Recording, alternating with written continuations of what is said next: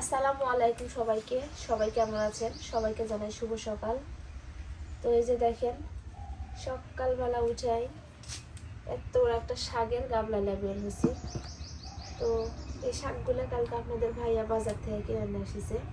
তো বাজারের ব্যাগ ঢালাই হয়েছিল না, এই যে সকালবেলা বাজারের ব্যাগ ঢাললাম, তো দেখি সে শাক আনিছে। তো কালকে আমি আবার বিলের থেকে শাক তুলতে চাইছিলাম, তো সেগুলো তোমাকে শাক তোলা লাগবে না, আমি বাজার থেকে কিনে নিয়ে এসে দেবো না। তো বাজার থেকে কিনে এনেছে, দেখেন কি শাক। এই শাক কিন্তু অতটা ভালো না, আর বিল থেকে যদি তুলতাম তাহলে সেই শাক একবারে লকলকে কচি শাক হইতো, খুব সুন্দর। আর এই শাকগুলো বুড়ে হয়ে গেছে, শাকের বয়স হয়ে গেছে, শাকের ফুল এসে গেছে এই যে। তো একা একাই শাকগুলো বাঁচতে কিন্তু আমার অনেক কষ্ট হবে। আর সকালে উঠে প্রথমে কি করেছি আপনাদের একটু দেখাই। এখনো কিন্তু সকালে আমি কোনো বাসি কাজ করতে পারিনি, থালা বাসন পড়ে আছে, ঘরের মেঝে পেরে ঝাড় দিতে পারিনি। সকালে উঠে প্রথমে যে আপনাদের দুইটা লেবার লাগিয়েছে, লেবারদের জন্য এই যে খাবার উঠাই দিছি, সবজি খিচুড়ি। আর এই খাবারগুলো উঠাই দেওয়ার পরে আমি এই শাক নিয়ে বসেছি।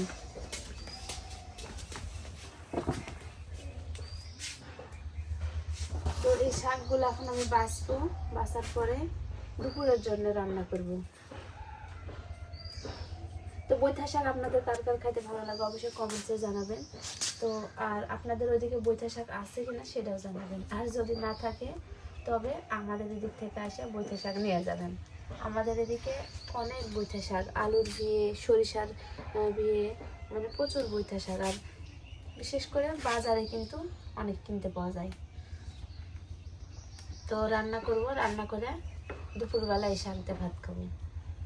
তো শাক রান্নাটাও অবশ্যই আপনাদের আমি দেখাবো। তো এই যে অনেক কষ্ট করে শাকগুলো আমি সুন্দরভাবে বাছা পরিষ্কার করে এই যে শাক উঠাই দিছি।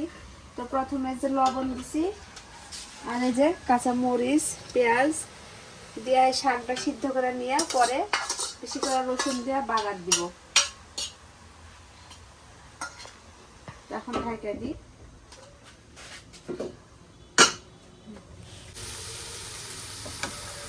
শাকগুলো সুন্দরভাবে আমি বাগার দিছি, এই যে দেখেন বেশি করে রসুন দিয়েছি, কাঁচা মরিচ, তার সাথে আছে পেঁয়াজ। এভাবে আমি শাক রান্না করি। এই যে আমার শাক রান্না শেষ।